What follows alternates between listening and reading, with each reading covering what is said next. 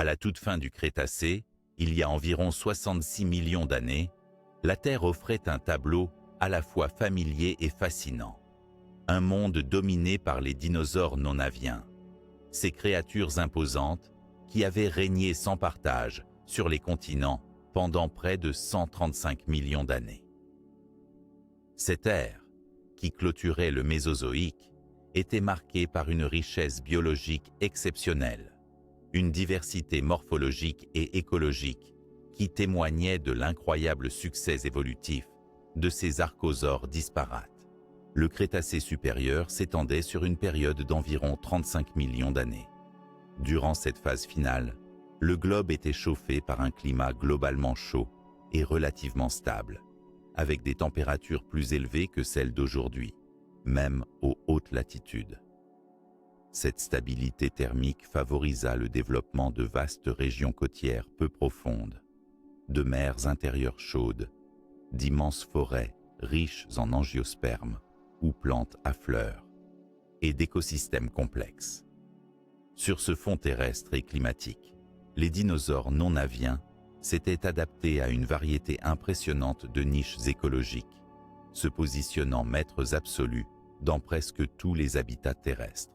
Parmi eux, les groupes les plus emblématiques étaient les théropodes, les ornithischiens et les sauropodes. Les théropodes étaient principalement carnivores et incluaient des espèces célèbres comme le tyrannosaure et le vélociraptor. Le tyrannosaure rex, énorme prédateur au sommet de la chaîne alimentaire, ne laissait, semble-t-il, que peu de rivaux dans son environnement nord-américain. Les théropodes présentaient des adaptations remarquables. Un cerveau relativement développé, des membres antérieurs réduits dans certains genres, mais souvent dotés de griffes acérées, et une denture spécialisée qui leur permettait de déchirer la chair. Du côté des ornithischiens, la diversité était stupéfiante. On retrouvait des groupes tels que les hadrosauridés, souvent appelés dinosaures à bec de canard, pour leur museau aplati et leur dentition complexe, adaptés à une alimentation végétale efficace. Ces dinosaures herbivores formaient parfois de vastes troupeaux, se protégeant mutuellement de prédateurs gigantesques, et ils présentaient souvent des crêtes ou des structures faciales élaborées, peut-être employées pour la communication ou l'affichage social. Les cératopsiens, dont le célèbre Triceratops, arboraient des collerettes osseuses imposantes et des cornes impressionnantes, sans doute utilisées pour la défense ou les combats intra-espèces. Les sauropodes, quant à eux, bien que moins nombreux à la fin du Crétacé qu'auparavant, continuaient à marquer de leur silhouette massive les paysages. Leur long cou et leur taille gigantesque leur permettaient d'atteindre la végétation haute des canopées forestières, offrant une stratégie de niche alimentaire qui limitait la compétition avec d'autres herbivores. Ces créatures pacifiques étaient des piliers des écosystèmes terrestres, contribuant probablement à la dispersion des graines et au façonnement des milieux naturels. Il est important de comprendre que la diversité des dinosaures non-aviens à la fin du Crétacé ne se résumait pas simplement à une succession de formes impressionnantes. Plutôt, elle reflétait des écosystèmes complexes où chaque espèce s'insérait dans un réseau délicat d'interactions. Herbivores, spécialisés sur telle plante ou niche alimentaire, prédateurs adaptés à chasser dans des environnements variés, mais aussi des stratégies de reproduction, de communication et probablement même de comportements sociaux avancés. Ce chapitre final de l'ère mésozoïque était aussi marqué par une remarquable dynamique évolutive. De nombreuses espèces itinérantes, c'est-à-dire en mouvement à travers des continents largement séparés par des mers, démontraient que les dinosaures non-aviens occupaient presque toutes les terres émergées, laissant peu d'espace à d'autres grands tétrapodes. Cette domination planétaire résultait d'une conjonction d'adaptations physiques et comportementales, d'une efficience dans la gestion de l'énergie et d'une longue histoire de coévolution avec leurs habitats et avec d'autres groupes vivants. Cependant, ce monde exceptionnel, riche et stable depuis longtemps, était aussi fragile. Le Crétacé tardif connaissait depuis quelques millions d'années des variations géologiques et climatiques, comme la fragmentation progressive des paysages par l'élévation des chaînes montagneuses, les fluctuations des niveaux marins et des variations à plus petite échelle des températures et des précipitations. Ces changements pouvaient affecter l'équilibre délicat des populations, les rendant parfois plus vulnérables à de nouveaux facteurs. À côté des dinosaures non aviens, d'autres groupes vivants partagèrent la scène, mais souvent en position secondaire, au moins en termes de grandeur et de biomasse. Ainsi, de nombreuses espèces de reptiles comme les tortues, les crocodiliens, les lézards et les serpents prospéraient et développaient leurs propres niches écologiques. Il faut aussi rappeler la présence des dinosaures aviens, c'est-à-dire les oiseaux primitifs, dont certains groupes avaient déjà entamé la longue aventure de la diversification qui allait suivre la crise terminale du Crétacé. Les mammifères, quant à eux, restaient encore relativement petits et discrets, vivant souvent dans l'ombre des géants. Bien qu'ils fussent déjà présents sur tous les continents, ils occupaient majoritairement des niches nocturnes ou d'insectivores, mais cette modestie apparente allait bientôt changer radicalement. Le registre fossile du Crétacé supérieur montre cependant déjà quelques groupes innovants, adaptant leurs organes sensoriels et leur métabolisme à des conditions variées, témoins d'une grande plasticité biologique. Enfin, les plantes à fleurs, qui avaient émergé au début du Crétacé, s'étaient largement diversifiées et étendaient leur influence sur l'ensemble des écosystèmes terrestres.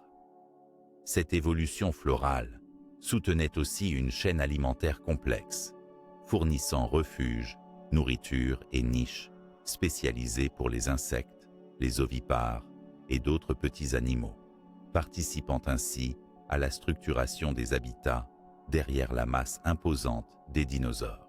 Ainsi, à la toute fin du Crétacé, la Terre était un lieu de vie foisonnante, dominé par un panthéon de dinosaures non aviens variés et adaptés à des modes de vie multiples, mais aussi un univers plein de singularités, en équilibre entre évolution continue, stabilisation écologique et pressentiment d'un changement majeur. Cette dernière image, reine du Mésozoïque, conservée dans les archives fossiles, demeure l'un des témoignages les plus saisissants de la richesse passée de la vie sur notre planète, juste avant que l'un des plus grands bouleversements écologiques n'en modifie définitivement le cours. L'histoire de ce monde fascinant nous amène, à présent, à explorer plus en détail les autres groupes vivants du Crétacé supérieur, ceux qui partageaient cette époque charnière avec les dinosaures, mais qui auraient également des rôles déterminants à jouer dans l'après-crise. Nous verrons comment oiseaux, mammifères, reptiles et plantes s'inscrivaient dans ce vaste tableau biologique, mêlant aussi bien continuité qu'innovation. À côté de la domination impressionnante des dinosaures non aviens à la fin du Crétacé, il est essentiel de porter notre regard sur les autres groupes vivants qui, bien que moins visibles au premier abord, jouaient un rôle tout aussi fondamental dans les écosystèmes terrestres et aquatiques de cette époque. Ces groupes, oiseaux, mammifères, reptiles et plantes, formaient un ensemble dynamique, chacun présentant des adaptations propres qui allaient conditionner leur évolution future, surtout face à la grande crise biologique qui s'annonçait. Commençons par les oiseaux, ces descendants directs des dinosaures théropodes, qui avaient amorcé, bien avant la fin du Crétacé, leur propre voie évolutive. À cette époque, ils étaient encore relativement peu diversifiés, comparés à ce que nous connaissons aujourd'hui, mais ils possédaient déjà une variété notable d'espèces adaptées à différents modes de vie. Ces oiseaux primitifs, appelés oiseaux du Crétacé, incluaient plusieurs groupes aujourd'hui disparus, ainsi que les ancêtres des oiseaux modernes. Certaines espèces étaient adaptées à la vie aquatique, d'autres étaient probablement terrestres ou arboricoles. Ils avaient déjà développé des plumes complexes, non seulement pour le vol, mais également pour l'isolation thermique et le camouflage. Leur petite taille comparée à celle de leurs cousins non aviens leur permettait d'exploiter des niches écologiques difficiles d'accès aux plus grands prédateurs. En parallèle, les mammifères du Crétacé supérieur occupaient principalement des niches écologiques discrètes. Leur dimension modeste ne les rendait pas aussi visibles que les dinosaures, mais leur diversité taxonomique était déjà notable. Ils étaient essentiellement nocturnes, probablement pour éviter la compétition directe avec les dinosaures et les prédateurs dominants. Ce mode de vie leur permit de développer des sens aigus, notamment une audition fine et un odorat développé, ainsi qu'un métabolisme endotherme efficace.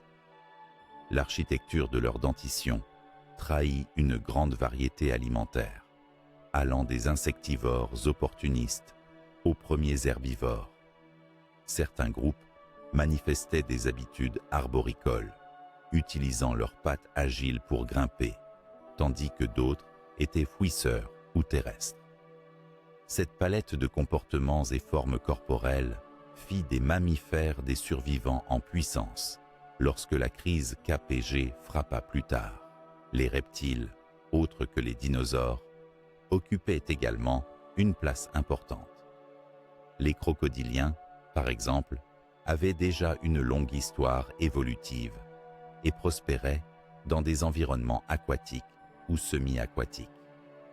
Leur morphologie robuste et leur régime alimentaire opportuniste leur assuraient une certaine stabilité écologique. Parmi eux, on retrouvait des formes très variées, des crocodiles aux alligators, en passant par des lignées plus archaïques. Leurs habitudes alimentaires, consistant en poissons, petits vertébrés et parfois même charognes, en faisaient des prédateurs et charognards, efficaces dans différents milieux.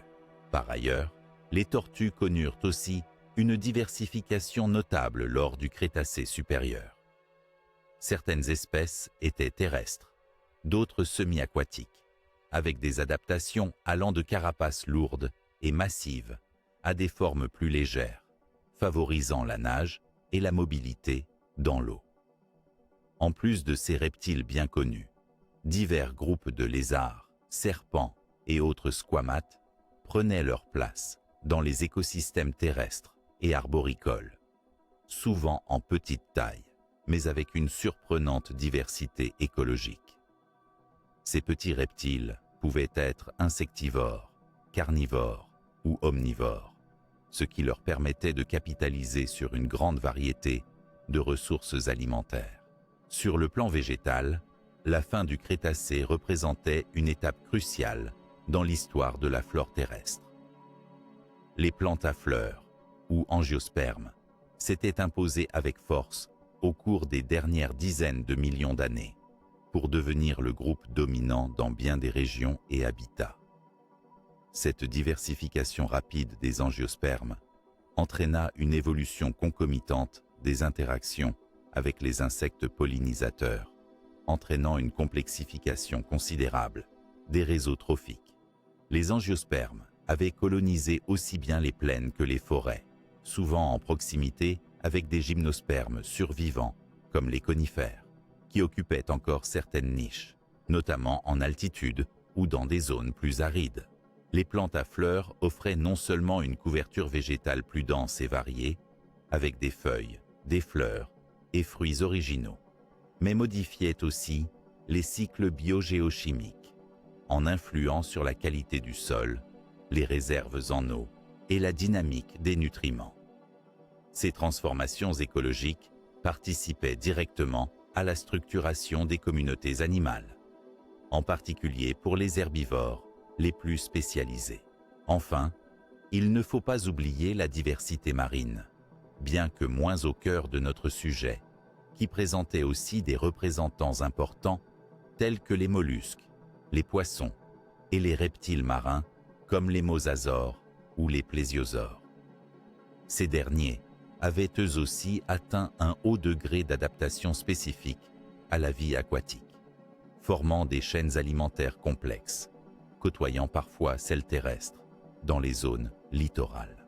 Ainsi, dans ce monde final du Crétacé, chaque grand groupe vivant se trouvait dans un équilibre délicat, marqué par des adaptations, les rendant à la fois compétitifs et vulnérables. Cette coexistence des dinosaures non aviens avec une multitude d'autres vies, parfois discrètes mais essentielles, évoluait dans une mosaïque écologique qu'une crise d'ampleur allait bientôt bouleverser de manière spectaculaire. Cette exploration des différents groupes vivants nous prépare naturellement à comprendre les dernières innovations évolutives qui caractérisaient ce tournant historique avant la grande extinction. Nous verrons comment ces groupes, même ceux paraissant secondaires, avaient déjà amorcé certaines tendances majeures qui allaient leur permettre pour certains de survivre et prospérer dans le monde post-impact. À l'approche de la grande crise biologique du Crétacé paléogène, qui s'est produite il y a environ 66 millions d'années, les écosystèmes terrestres et marins connaissaient un véritable foisonnement d'innovations évolutives. Ces dernières tendances, survenues dans les derniers millions d'années du Crétacé supérieur, dessinaient un monde dynamique et en pleine transformation, malgré une apparente stabilité écologique. Comprendre ces innovations nous permet non seulement de mieux saisir l'état de la biosphère avant l'impact fatal de l'astéroïde de Chicxulub, mais aussi d'apprécier la complexité des processus évolutifs à l'œuvre au seuil d'une extinction massive.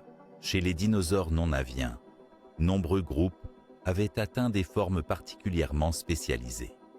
Par exemple, parmi les théropodes, les tyrannosauridés comme Tyrannosaurus rex exhibaient des adaptations remarquables à la prédation. Une musculature puissante associée à une mâchoire d'une force exceptionnelle et une dentition capable de broyer les os. Cette évolution du super-prédateur reflétait une intensification de la compétition pour les ressources carnivores dans des environnements riches mais aussi plus complexes. Parallèlement, les groupes herbivores, comme les hadrosauridés, étaient devenus très efficaces grâce à des systèmes dentaires complexes permettant d'abraser et de traiter une grande variété de végétaux, y compris des plantes plus coriaces. Leur capacité à former de grands troupeaux et à se déplacer en masse démontrait aussi des comportements sociaux avancés, sans doute liés à la défense face aux prédateurs. Un autre phénomène remarquable était l'émergence de caractères décoratifs et d'ornements chez certains dinosaures. Les cératopsiens, ornés de grandes collerettes osseuses et de cornes multiples, avaient développé des traits qui dépassaient la simple fonction défensive. Ces caractères suggèrent des rôles dans la communication intraspécifique, la reconnaissance sociale ou peut-être même des rituels d'accouplement.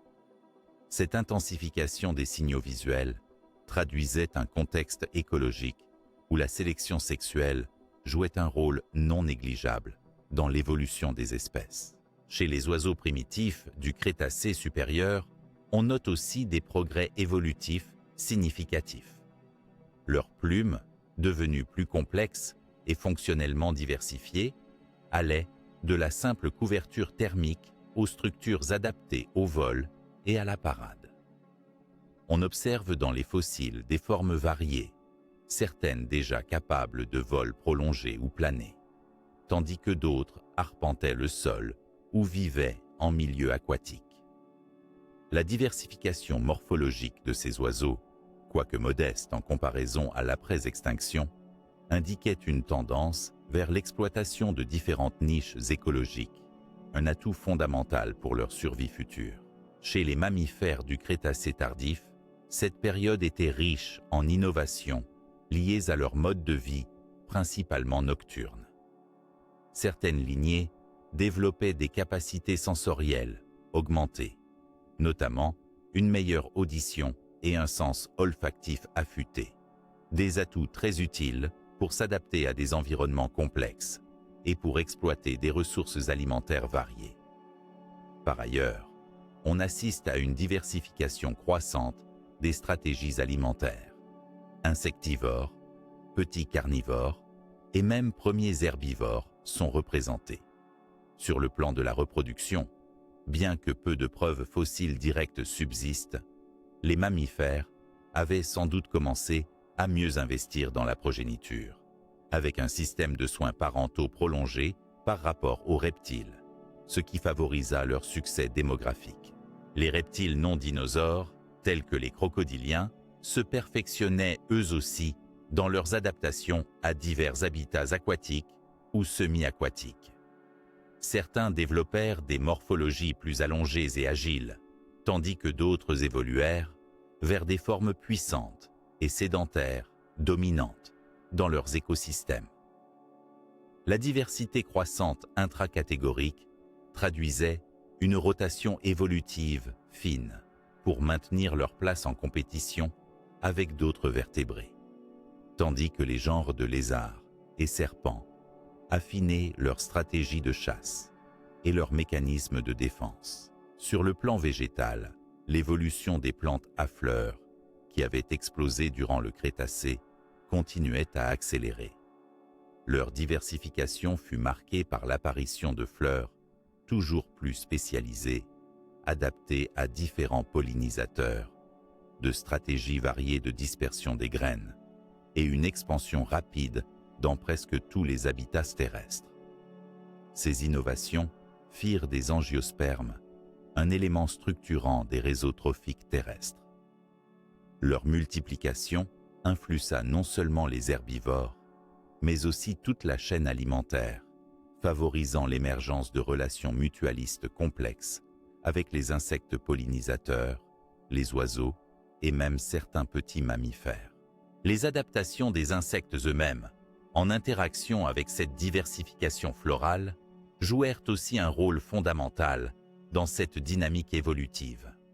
Le développement d'insectes pollinisateurs spécialisés permit une reproduction plus efficace des plantes à fleurs et l'instauration d'une coévolution poussée. Ces interactions façonnaient peu à peu des écosystèmes toujours plus fonctionnels et interconnectés. Enfin, certains groupes marins préalablement établis, tels que les ammonites, les mosasaures et d'autres reptiles marins, montraient également des tendances évolutives en réponse à leurs environnements. On note par exemple l'adaptation des mosasaures à devenir de véritables prédateurs marins de grande taille, équipés de puissants moteurs locomoteurs et d'une denture adaptée à un régime varié. Toutefois, ces groupes préparèrent leur propre destin tragique en s'insérant dans des réseaux trophiques riches, mais susceptibles d'effondrements rapides. Dans l'ensemble, ces dernières innovations évolutives traduisent un monde où les forces de la sélection naturelle étaient vives et agissaient intensément, que ce soit par la compétition pour les ressources, la pression des prédateurs ou encore la sélection sexuelle. Mais ce monde hyper adapté allait être soudainement confronté à une perturbation sans précédent, l'impact de l'astéroïde Chicxulub, qui allait bouleverser ses lignées et redistribuer les cartes de la vie sur Terre. Avant de plonger dans les événements cataclysmiques qui marquèrent la transition KPG, cette dernière période d'innovation nous rappelle la complexité et la richesse des processus évolutifs à l'œuvre, soulignant la beauté d'un monde vivant en perpétuelle transformation, suspendu à la fois à ses propres réussites et à l'inévitabilité du changement. Le moment où un gigantesque astéroïde vint frapper la Terre, marquant la fin du Crétacé, représente sans doute l'un des événements les plus décisifs et spectaculaires de l'histoire de notre planète. Cet impact, situé près de la péninsule du Yucatan au Mexique, est aujourd'hui reconnu comme la principale cause de l'extinction massive, connue sous le nom d'extinction KPG. En retraçant l'instantané de ce choc cataclysmique, son ampleur et en examinant les preuves géologiques qui l'attestent, nous entrons dans le récit fascinant d'un bouleversement planétaire d'une magnitude inouïe. L'astéroïde responsable de cette collision mesurait environ 10 à 15 km de diamètre, une taille colossale qui explique la puissance phénoménale de l'impact. Lorsqu'il frappa la Terre, il libéra une énergie équivalente à plusieurs milliards de bombes atomiques, provoquant instantanément une explosion d'une intensité jamais enregistrée auparavant. Le cratère formé, nommé Chicxulub, s'étend sur plus de 180 km de diamètre et descend à une profondeur significative sous la croûte terrestre, témoignant de la force brute de la rencontre. La détection originelle de ce cratère date des années 1990, lorsque des études pétrographiques et géophysiques révélèrent des anomalies frappantes dans cette région du golfe du Mexique.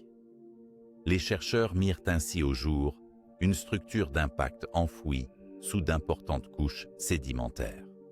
Les analyses exhumées par forage confirmèrent que cette structure correspondait à un cratère d'impact vieux d'environ 66 millions d'années, concordant précisément avec la limite géologique séparant le Crétacé et le Paléogène. Les preuves géologiques les plus flagrantes de l'impact sont multiples et dispersées dans la stratigraphie mondiale. La couche dite de limite KPG est une mince couche géologique riche en iridium, un élément métallique rare à la surface de la Terre, mais abondant dans les météorites et astéroïdes. La présence importante et soudaine de cet iridium aux quatre coins du globe atteste d'un dépôt atmosphérique massif, résultant de l'explosion de l'astéroïde et de la dispersion de poussière cosmique dans l'atmosphère terrestre. Au-delà de l'iridium, cette couche contient également des sphérules de verre microscopiques, formées par la fusion instantanée des roches sous la chaleur extrême du choc. On y trouve aussi des traces de suie et de carbone, indiquant l'occurrence d'incendies gigantesques qui ravagèrent les forêts sur une échelle planétaire. Des éléments tels que le quartz choqué, caractérisé par des fractures microscopiques dues à une pression intense, ainsi que des matériaux fondus, baptisés tectites, viennent renforcer la preuve irréfutable de cet immense impact. Les conséquences géologiques ne se limitèrent pas à la formation du cratère. Le choc mécanique produisit des ondes sismiques d'une puissance exceptionnelle, susceptibles d'avoir culminé à plusieurs milliers de fois la magnitude des séismes humains connus. Ces ondes parcoururent la planète, provoquant des tsunamis colossaux notamment dans les régions côtières adjacentes, altérant les littoraux et redessinant, temporairement voire durablement, certains bassins océaniques. D'un point de vue géochimique, les dépôts post-impact témoignent d'une perturbation majeure des cycles élémentaires essentiels à la vie. La quantité massive de poussières et d'aérosols projetés dans l'atmosphère réduisit considérablement la pénétration de la lumière solaire, plongeant la Terre dans une obscurité relative qui bouleversa l'ensemble de la photosynthèse terrestre et marine. Cette suppression de la base de la chaîne alimentaire niche ainsi les prémices des extinctions massives à suivre. Par ailleurs, l'analyse des forages et des couches sédimentaires postérieures à l'impact ont permis d'observer un relatif refroidissement global, dû à la combinaison d'une obscuration prolongée du ciel et à la libération dans l'atmosphère de gaz sulfurés, issus de la vaporisation des roches réservoirs de sulfure. Ces gaz provoquèrent des pluies acides et un hiver d'impact dramatique pour les écosystèmes. La précision avec laquelle cette date d'impact a pu être établie repose sur la datation radiométrique, notamment grâce à l'analyse des isotopes d'argon et d'uranium dans les matériaux fondus et volcanoclastiques associés. Ces techniques avancées ont permis d'affirmer que l'impact s'est produit il y a exactement 66 millions d'années, signalant une transition brutale dans l'histoire de la Terre. La recherche géologique et paléontologique continue à affiner notre compréhension de cet événement à travers la découverte de sites fossiles ancrés dans cette limite KPG, mêlant des restes d'organismes antérieurs à l'impact avec les premiers signes d'un monde en reconstruction peu après. Ces données illustrent l'interconnexion entre l'impact géologique, les changements climatiques induits et la réponse biologique planétaire. En résumé, l'impact de Chicxulub constitue non seulement un point d'ancrage chronologique essentiel, mais également un témoignage matériel puissant au travers du cratère, des couches sédimentaires particulières et des tracés isotopiques d'un bouleversement rapide, violent et planétaire. C'est ce diagnostic précis et ces preuves multiples qui ont permis à la communauté scientifique d'assembler le puzzle complexe de l'extinction du Crétacé, transformant une hypothèse initiale en une certitude étayée par la stratigraphie et la géochimie. En nous appuyant sur ces bases, nous pouvons maintenant envisager plus précisément les conséquences immédiates de cet impact qui, comme nous le verrons dans la suite de notre exploration, entraînèrent des phénomènes globaux d'une ampleur dramatique et mirent en marche une série d'effondrements écologiques aux ramifications profondes et durables. L'impact de l'astéroïde Chicxulub, aussi dévastateur qu'il fut, ne s'est pas seulement traduit par la formation d'un immense cratère et une explosion localisée. Les conséquences immédiates de cet événement se sont rapidement propagées à l'échelle planétaire, mettant en branle une série de phénomènes d'une violence et d'une ampleur hors du commun. Ces effets, conjugués, ont largement contribué à l'effondrement brutal de nombreux écosystèmes terrestres et marins, amorçant ainsi l'une des plus grandes crises biologiques de l'histoire de la Terre. Tout d'abord, l'impact provoqua des incendies à une échelle jamais connue. L'énergie libérée fut suffisante pour enflammer instantanément d'immenses surfaces de végétation, et ce, partout sur la planète. Les projections de débris enflammés, combinées à un souffle violent, se traduisirent par une succession d'incendies massifs, consumèrent les forêts, les prairies et presque toutes les zones boisées. Des strates de charbon fossile à cette époque témoignent encore de cet épisode infernal. Ces incendies planétaires libérèrent dans l'atmosphère d'énormes quantités de particules de suie et de carbone, renforçant ainsi les effets d'obstruction de la lumière solaire. Cette injection colossale de poussière, fumée et aérosols dans la stratosphère engendra un épisode crucial, souvent appelé « hiver d'impact ». Cette phase se caractérisait par une réduction drastique de la lumière solaire atteignant la surface de la Terre. De fait, pendant des mois, voire plusieurs années, les rayons du Soleil étaient filtrés ou totalement bloqués par cette couche dense de particules. Ce phénomène eut pour effet de réduire la photosynthèse, le processus par lequel les plantes, les algues et autres organismes photosynthétiques convertissent la lumière en énergie chimique. Sans lumière suffisante, la base même de la chaîne alimentaire fut sévèrement compromise. L'effondrement photosynthétique eut des conséquences immédiates et en cascade. Les herbivores, privés de nourriture, se trouvaient en première ligne, suivis par les carnivores dépendant des herbivores pour leur subsistance. En milieu marin, la diminution de la productivité primaire conduisit à un effondrement des populations de phytoplancton, moteur essentiel de la chaîne trophique océanique. Cette rupture entraîna des pertes dramatiques dans les groupes marins, notamment les ammonites et d'autres invertébrés planctoniques. Par ailleurs, la disparition temporaire de la végétation induisit des modifications climatiques secondaires. Sans couvert végétal pour retenir l'eau ou stabiliser les sols, l'érosion s'intensifia, modifiant la composition des sols et affectant la qualité de l'eau douce.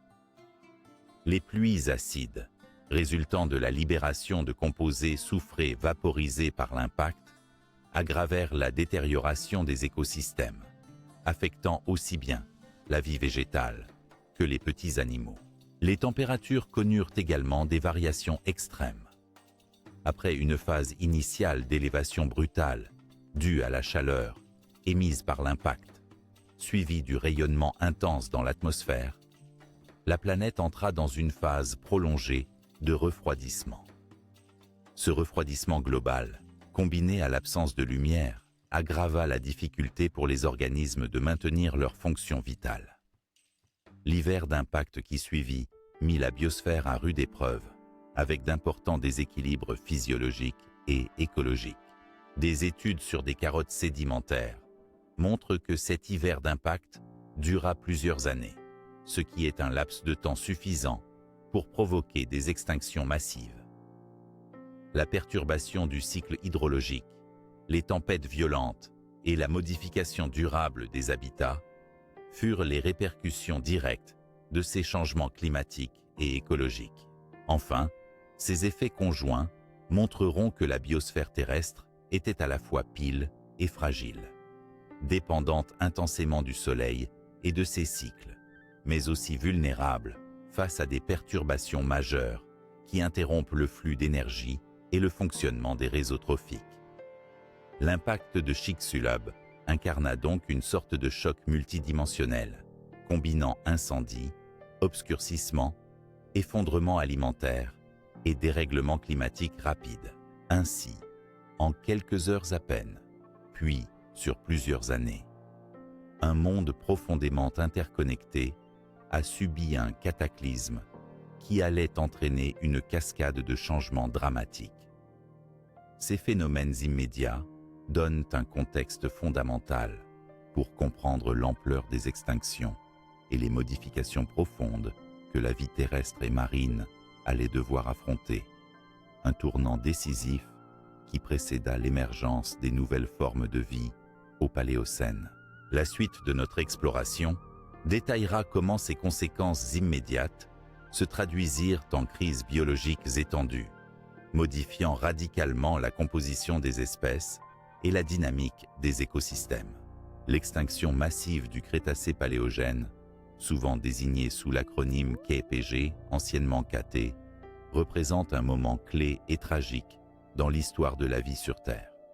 Cet événement d'une ampleur inouïe a provoqué la disparition d'environ 75% à 80% des espèces vivantes, engendrant ainsi une réorganisation radicale des écosystèmes terrestres et marins. Comprendre l'étendue de cette crise, les groupes particulièrement affectés, ainsi que les mécanismes implacables de sélection naturelle qui en ont découlé, permet de saisir l'impact profond de cette extinction sur l'évolution biologique et la composition du vivant actuel. L'ampleur de cette extinction est attestée par la disparition simultanée dans les archives fossiles de nombreuses lignées majeures, autant dans les milieux terrestres que marins. Parmi les plus frappantes figurent les dinosaures non-aviens, ces gigantesques reptiles qui dominaient depuis des dizaines de millions d'années les écosystèmes continentaux. Leur extinction totale à la fin du Crétacé marque un basculement radical. Aux côtés des dinosaures, plusieurs groupes emblématiques des mers sont aussi tombés. Les ammonites, ces mollusques céphalopodes à la coquille spiralée, s'éteignirent complètement, ainsi que de nombreux groupes de plancton marins et de vertébrés, tels que certains groupes de requins. Sur le plan des reptiles volants, une grande partie des ptérosaures disparurent également, leurs niches écologiques étant plus ou moins vacantes à la suite de la crise. Mais l'extinction ne se limita pas seulement à ces groupes les plus spectaculaires. Une multitude d'autres espèces, parfois moins connues ou plus petites, furent également touchées. Parmi elles, des amphibiens, certains invertébrés marins, ainsi qu'une part significative des plantes et insectes, subirent des pertes sévères. En somme, c'est l'intégralité des chaînes alimentaires, ainsi que les réseaux écologiques, qui furent déstabilisés de manière brutale. La sélection naturelle, processus fondamental régissant l'évolution, joua ici un rôle inédit, mais d'une violence extrême. En effet, les conditions environnementales modifiées dans un laps de temps extrêmement court contraignirent les lignées biologiques à faire preuve d'une adaptation rapide ou à périr. Les espèces capables de tolérer des conditions de vie drastiquement nouvelles, telles que la perte de ressources alimentaires, la perturbation des habitats ou encore les variations climatiques drastiques, eurent des chances supérieures de survivre. Parmi ces traits favorables figurait notamment une petite taille corporelle, une alimentation opportuniste ou variée, une grande capacité de dispersion et des systèmes reproductifs rapides. Cette sélection naturelle implacable, toutefois, ne fut pas seulement une question de caractéristiques biologiques isolées, mais bien une interaction complexe entre les individus, leur population et les nouvelles pressions exercées par un environnement radicalement transformé. De nombreuses espèces disparues étaient autrefois très spécialisées, ce qui les rendit plus vulnérables face à la rupture de leur niche écologique. À l'inverse, certains groupes opportunistes, généralistes ou dotés d'une grande plasticité comportementale purent non seulement survivre, mais aussi profiter des niches laissées vacantes pour amorcer une nouvelle phase d'expansion et de diversification. À titre d'exemple, parmi les vertébrés terrestres, les petits mammifères circulant la nuit et ayant une alimentation variée se montrèrent particulièrement résilients. De même, certains oiseaux primitifs qui possédaient déjà des adaptations au vol et à des modes de vie diversifiés purent franchir la crise afin d'entamer leur radiation évolutive au Paléocène. Dans les océans, les organismes possédant des modes de vie plus flexibles, notamment ceux capables d'exploiter différentes sources alimentaires, dont certains poissons et invertébrés benthiques, se comportèrent et mieux face à la crise, tandis que d'autres, très dépendants de chaînes trophiques spécifiques ou de conditions stables, s'éteignirent. Au final, cette extinction massive ne fut pas un simple effondrement, mais un puissant moteur de renouvellement biologique. Elle fit table rase de nombreuses lignées installées et offrit un terrain propice à la diversification rapide de groupes qui, jusque-là, vivaient dans l'ombre des grands dinosaures. Ce phénomène contribua à la réinitialisation des écosystèmes terrestres et marins, donnant naissance aux assemblages fauniques et floristiques qui allaient progressivement former les bases des écosystèmes modernes. Ainsi, cette extinction massive, par son ampleur et son caractère sélectif, illustrant une sélection naturelle à l'échelle planétaire, marque une frontière où s'arrêtait une époque dominée par les dinosaures non aviens, pour laisser place à une nouvelle ère biologique. Une ère où la vie, bien que lourdement éprouvée, allait reprendre son souffle pour explorer de nouveaux horizons évolutifs, faisant désormais la part belle à d'autres acteurs tels que les mammifères et les oiseaux, qui s'apprêtent à écrire les prochains chapitres de notre histoire commune. À la suite de l'impact cataclysmique de Chicxulub et des conséquences immédiates qu'il provoqua, de nombreuses lignées majeures de la faune terrestre et marine disparurent brutalement, laissant un vide gigantesque dans les écosystèmes mondiaux. Parmi ces groupes, les dinosaures non aviens, les ammonites et les ptérosaures figurent en première ligne de cette extinction massive, chacun incarnant la fin d'une ère, d'un règne évolutif qui avait dominé la planète pendant des dizaines voire des centaines de millions d'années. Les dinosaures non aviens, symbole emblématique du Mésozoïque, virent leur histoire se conclure abruptement à la limite KPG. Cette extinction totale marque l'arrêt définitif de ces reptiles qui avaient conquis la quasi-totalité des continents, adoptant des architectures variées allant de géants herbivores à redoutables prédateurs bipèdes. La disparition de ces géants s'explique par la combinaison fatale des effets directs de l'impact, comme la destruction des habitats immédiats et des conséquences indirectes, telles que l'effondrement prolongé des chaînes trophiques et les conditions climatiques hostiles qui suivirent l'hiver d'impact. Ces facteurs provoquèrent une impossibilité pour ces espèces à subvenir à leurs besoins alimentaires et à se reproduire efficacement dans un environnement en rapide dégradation.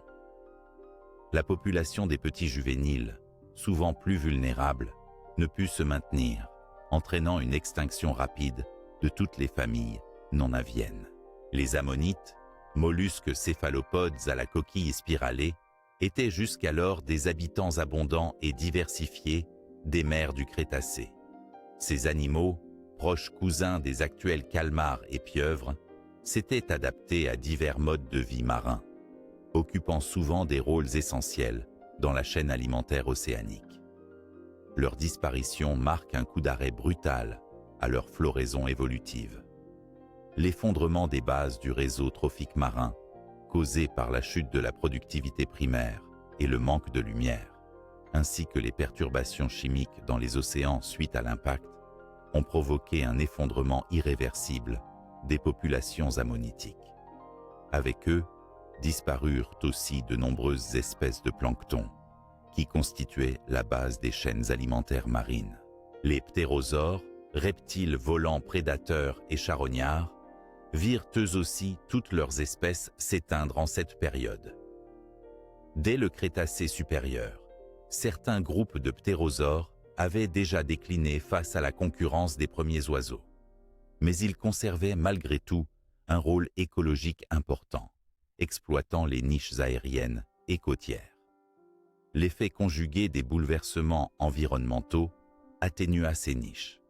La chute des ressources alimentaires, la réduction des zones côtières praticables et la compétition accrue avec les oiseaux émergents précipitèrent leur disparition complète. Cette extinction marqua alors la fin définitive des reptiles volants géants qui avaient bercé le ciel du Mésozoïque. Outre ces géants emblématiques, de nombreux autres groupes disparurent ou virent leur diversité fortement réduite. Par exemple, nombre d'invertébrés marins, crustacés, échinodermes et brachiopodes subirent de sévères pertes. Parmi les vertébrés, certaines familles de poissons, notamment certains actinoptérygiens, furent également durement impactées. Sur le plan terrestre, plusieurs lignées de plantes subissent un déclin brutal, entraînant des changements dans la composition végétale et le fonctionnement des écosystèmes. Il est capital de noter que cette élimination majeure n'était cependant pas un effacement total de toute vie complexe. Certaines lignées, plus petites, mieux adaptées ou opportunistes, purent traverser cette crise. La sélection naturelle favorisa ces survivants, qui incarneront les racines de la renaissance des écosystèmes au Paléocène. En conclusion, la fin des lignées majeures du Crétacé, notamment la disparition totale des dinosaures non aviens, ammonites et ptérosaures, illustre l'ampleur et la brutalité de l'extinction KPG.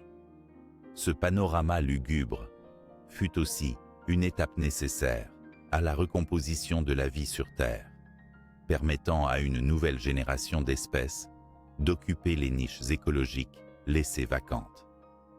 Ce véritable reset biologique est le prélude incontournable à la découverte de la survie des oiseaux, la radiation des mammifères et la recomposition des écosystèmes post-extinction que nous explorerons dans les sections suivantes.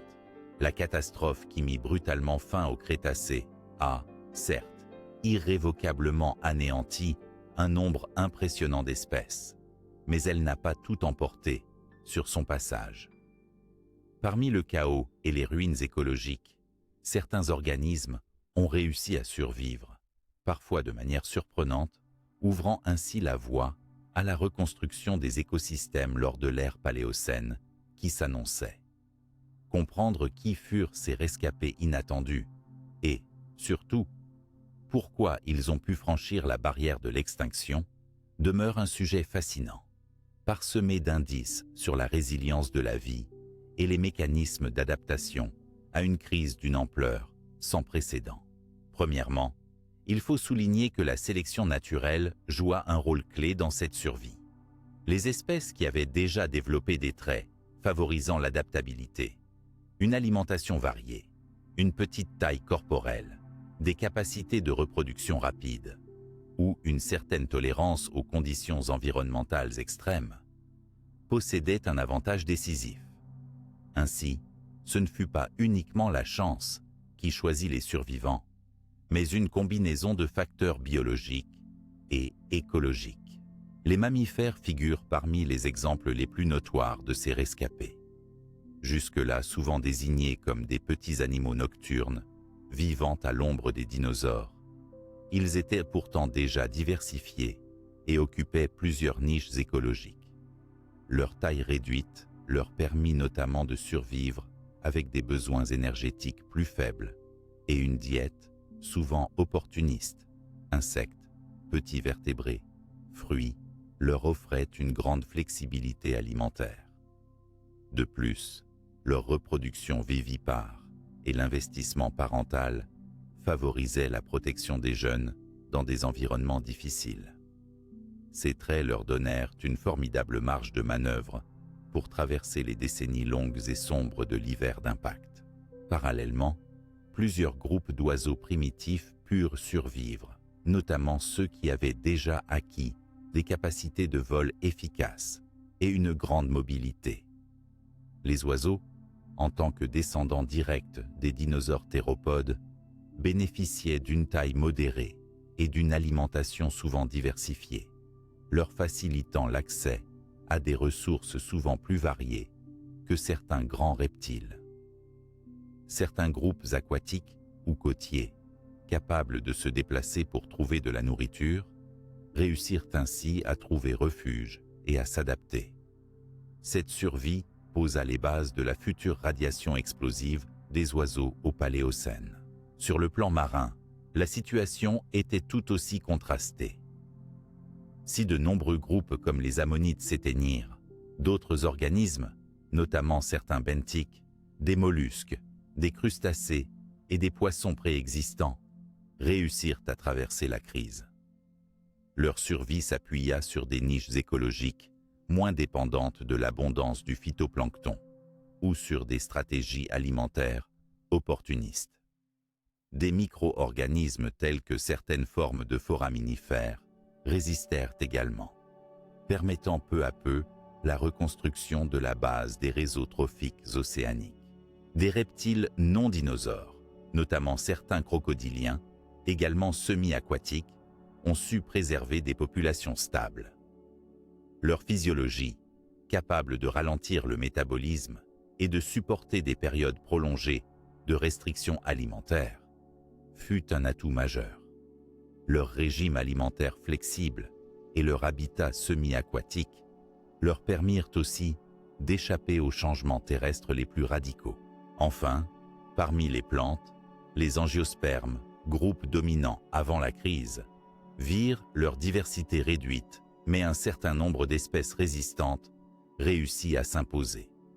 Leur succès reposait souvent sur des organismes pionniers, capables de coloniser rapidement des sols dévastés, avec des propriétés adaptatives, telles que des graines résistantes aux conditions difficiles, ou une capacité de propagation rapide via le vent ou les animaux. Ces plantes pionnières ouvrirent la voie à la restauration progressive des habitats terrestres. Dans l'ensemble, la survie au cataclysme fut donc une question d'adaptabilité multiple. Forme du corps, mode de vie, alimentation et capacité à faire face à un ralentissement drastique des cycles vitaux. Des traits souvent déjà présents avant la catastrophe devinrent cruciaux. Les espèces généralistes eurent donc un avantage notoire sur les spécialistes, tandis que la mobilité, la petite taille et des cycles de reproduction rapides amplifièrent les chances de franchir le gué. Ce tri naturel rigoureux, bien que cruel, permit la continuité de la vie et la formation des écosystèmes post-crise. Ces rescapés inattendus se révélèrent être les pionniers d'un monde nouveau où mammifères, oiseaux et plantes à fleurs allaient non seulement reconquérir les terres, mais devenir les grands acteurs d'une nouvelle ère évolutive. Ainsi, Au cœur de cette période sombre, la vie démontra une résilience remarquable, jetant les bases de la biodiversité moderne que nous connaissons aujourd'hui. Cette capacité à rebondir dans l'adversité est une des clés pour comprendre comment la biosphère a traversé le choc du KPG, préparant le terrain aux changements spectaculaires qui allaient suivre. À la suite de l'impact dévastateur de Chicxulub et de la crise d'extinction qui mit fin au règne des dinosaures non-aviens, un groupe particulier put résister et amorcer une véritable révolution évolutive: les oiseaux. Héritiers directs des petits dinosaures théropodes, les oiseaux du Crétacé supérieur étaient certes encore peu nombreux et moins diversifiés que leurs lointains cousins disparus, mais ils possédaient déjà des adaptations cruciales qui allaient leur permettre de survivre au cataclysme et de conquérir par la suite une multitude de niches écologiques jusqu'alors inaccessibles. L'une des premières clés de leur réussite résidait dans leur taille généralement réduite, comparée à celle des grands dinosaures non-aviens. Cette petite taille corporelle impliquait des besoins énergétiques moindres, un avantage non négligeable lorsque les ressources alimentaires devenaient rares à cause de la destruction massive des écosystèmes terrestres et marins. En outre, leur capacité au vol leur conférait une mobilité exceptionnelle, rendant possible l'exploration de nouveaux espaces à la recherche de nourriture et de refuge, ainsi que l'évitement des prédateurs ou des zones les plus affectées par les perturbations climatiques post-impact. Sur le plan anatomique, les oiseaux issus du Crétacé possédaient des plumes complexes, non seulement pour le vol, mais aussi pour l'isolation thermique et la communication. Ces plumes sophistiquées permettaient une meilleure régulation de la température corporelle, un atout indispensable dans le contexte d'un hiver d'impact, où les températures avaient brutalement chuté. Cette endothermie partielle leur assurait une activité nocturne ou diurne flexible, ce qui constitua un avantage écologique majeur face à un environnement très fluctuant. Le régime alimentaire varié des premiers oiseaux joua également un rôle fondamental dans leur survie. Certaines espèces étaient insectivores, profitant de la présence de nombreux insectes opportunistes post-crise. D'autres avaient une alimentation plus omnivore, incluant des graines, fruits, petits invertébrés ou même charognes. Cette flexibilité alimentaire leur permit de s'adapter à des niches écologiques vacantes, comblant un vide créé par la disparition des grands reptiles volants et d'autres prédateurs. L'évidence fossile montre qu'après la crise KPG, les oiseaux amorcèrent une phase rapide de diversification, souvent appelée radiation évolutive. Cette explosion de formes nouvelles résulta en l'occupation progressive de niches terrestres, aériennes et aquatiques variées. Ce phénomène permit aux oiseaux de devenir les seuls descendants des dinosaures, capables non seulement de survivre, mais aussi de prospérer, en inaugurant la trajectoire qui mène aux quelques 10 000 espèces d'oiseaux connues aujourd'hui. De plus, des adaptations comportementales complémentaires, telles que la nidification en colonie, les soins parentaux prolongés ou la capacité d'adaptation aux changements rapides d'habitat, consolidèrent leur avantage sélectif. Ces comportements favorisaient la survie des juvéniles dans des environnements incertains et permettaient aux populations de maintenir une dynamique démographique suffisante. Il est également important de souligner que la diversification post-KPG des oiseaux ne fut pas linéaire ni uniforme. Certaines lignées connurent des succès plus marqués dans des régions géographiques spécifiques, en fonction des conditions locales et des niches disponibles, générant un maillage écologique complexe au fil des millions d'années qui suivirent. Enfin, la survie et la radiation des oiseaux posèrent les bases écologiques pour de nombreux autres processus évolutifs ultérieurs, incluant la coévolution avec les plantes à fleurs, déjà en expansion, via les rôles importants des oiseaux comme pollinisateurs ou disperseurs de graines. Ainsi, À travers leur petite taille, leur capacité de vol, leurs régimes alimentaires flexibles et leur comportement adapté, les oiseaux ne furent pas seulement des survivants inattendus de la crise KPG, ils devinrent de véritables architectes de la vie post-crise. Leur histoire est l'un des retournements les plus fascinants de l'évolution de la vie, illustrant comment, dans les cendres d'un monde perdu, de nouvelles forces biologiques s'emparèrent du relais pour écrire un nouveau chapitre de la biodiversité terrestre. Après la disparition brutale de tant d'espèces à la limite KPG, les mammifères, jusqu'alors relativement modestes et discrets dans l'ombre des dinosaures, se retrouvèrent soudain face à un nouvel horizon d'opportunités évolutives. Cette période marqua le début d'une radiation évolutive spectaculaire qui allait transformer ces petits animaux nocturnes et souvent insectivores en une multitude de formes, occupant progressivement presque toutes les niches écologiques laissées vacantes. Pour bien comprendre cette explosion de diversité, il est essentiel d'examiner à la fois les origines profondes des mammifères et les facteurs environnementaux et biologiques qui ont favorisé leur essor. Les mammifères ont des origines anciennes, remontant au Trias supérieur, il y a plus de 200 millions d'années. Cependant, jusqu'à la fin du Crétacé, ils restèrent majoritairement de petite taille, avec des modes de vie principalement nocturnes et insectivores, ce qui limitait leur visibilité et leur domination dans les écosystèmes terrestres. Leur succès reposait sur plusieurs traits clés. Un métabolisme endotherme leur permettant une activité soutenue, un cerveau relativement développé, ainsi que des organes sensoriels affinés comme l'odorat et l'audition. De plus, leur reproduction vivipare et la présence de soins parentaux conféraient une meilleure survie des petits comparativement à d'autres groupes. La crise KPG provoqua la disparition soudaine de nombreuses espèces dominantes, laissant des niches écologiques libres, qu'on appelle parfois des vides écologiques. Ces territoires d'expression variés allaient de grandes niches d'herbivores à celles de carnivores, de tailles diverses, ainsi que des niches plus spécialisées.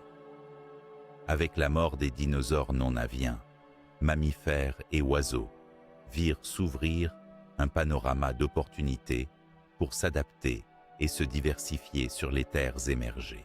L'un des facteurs essentiels favorisant cette radiation fut donc l'effet de porte ouverte lié à l'extinction massive. Les mammifères purent progressivement croître en taille, évoluer vers de nouvelles formes morphologiques et écologiques et exploiter des ressources jusqu'alors inaccessibles. Cette diversification inclut notamment le passage à une alimentation herbivore et carnivore plus variée, ainsi que l'adaptation à des modes de vie terrestres, arboricoles, aquatiques ou fouisseurs. Sur le plan biologique, les mammifères étaient également armés de capacités d'adaptation remarquables. Leur régime alimentaire opportuniste, combiné à une physiologie capable de faire face aux fluctuations climatiques post-impact, leur donna un avantage. Leur endothermie permettait aussi d'explorer des environnements variés, depuis les zones tempérées jusqu'aux régions plus fraîches. Par ailleurs, la sélection naturelle favorisa les lignées dotées de cycles de reproduction rapides et d'une plasticité comportementale, ce qui renforça leur survie et leur diversification. À mesure que les écosystèmes paléocènes reprenaient forme, les mammifères conquirent le rôle de prédateurs, d'herbivores, mais aussi de charognards et d'omnivores, modulant ainsi la nouvelle architecture des chaînes alimentaires. Certains groupes, comme les multituberculés, prospérèrent initialement, mais furent progressivement remplacés par les mammifères placentaires et marsupiaux, dont les lignées actuelles tirent leur origine. Cette dynamique complexe illustre les interactions écologiques fines qui façonnèrent la biodiversité post-extinction. L'environnement en mutation contribua aussi à cette radiation. Les climats du Paléocène étaient globalement chauds et humides, avec une couverture forestière importante, offrant des habitats diversifiés et favorables à la diversification des mammifères. La prolifération rapide des plantes à fleurs créa aussi un approvisionnement riche en ressources alimentaires, accélérant l'évolution de groupes herbivores spécialisés. Enfin, l'absence de grands prédateurs terrestres, laissée vacante après la disparition des grands dinosaures carnivores, permit aux mammifères carnivores de gagner en importance et de diversifier leur stratégie de chasse et comportementale. Ces adaptations ouvrirent des horizons écologiques nouveaux, renforçant la complexité des écosystèmes qu'ils allaient animer. En résumé, la radiation évolutive des mammifères après la crise KPG est une illustration remarquable de la manière dont une extinction massive peut remodeler profondément la trajectoire de la vie. C'est un processus où la combinaison des caractéristiques biologiques intrinsèques des mammifères et des opportunités offertes par un environnement bouleversé engendrèrent un élan d'innovation évolutive qui allait déboucher sur la richesse et la diversité des mammifères modernes. Ce chapitre ouvre ainsi la voie à la suite de notre récit, où seront explorés les climats du début du Paléocène et la manière dont ils façonnèrent les premiers écosystèmes post-KPG. Le début du Paléocène, période qui succède immédiatement à la grande extinction du Crétacé-Paléogène, il y a environ 66 millions d'années, correspond à une phase cruciale de reconstruction et de transformation planétaire. Après le choc cataclysmique de Chicxulub et les bouleversements écologiques qui en découlèrent, la Terre entama un nouveau chapitre climatique, dans lequel la température, la disponibilité des ressources et les grands patrons climatiques allaient jouer un rôle déterminant dans le façonnement des écosystèmes post-extinction. Les indications provenant des archives géologiques, notamment les carottes sédimentaires, les isotopes stables et les fossiles micropaléontologiques, permettent aux scientifiques de reconstituer ces conditions climatiques du début du Paléocène avec une grande précision. Une caractéristique majeure de cette époque est la tendance générale à un climat globalement chaud, voire très chaud, souvent qualifié de optimum thermique Paléocène. Cette phase chaude se prolongea durant plusieurs millions d'années, voire jusqu'à la limite du Paléocène et de l'Éocène, favorisant ainsi une expansion considérable des forêts, des zones humides et des écosystèmes végétaux riches. Ces températures élevées se maintenaient même aux hautes latitudes, bien supérieures à celles d'aujourd'hui, témoignant d'une faible amplitude thermique entre l'équateur et les pôles. Ce gradient faible favorisa l'apparition d'habitats diversifiés sur une large étendue géographique. Les forêts tropicales et subtropicales s'étendaient bien au-delà des zones équatoriales, avec des palmiers, magnolias et autres plantes à fleurs qui dominaient le paysage, contribuant à une complexité écologique accrue. L'abondance des ressources alimentaires était également liée à cette situation climatique favorable.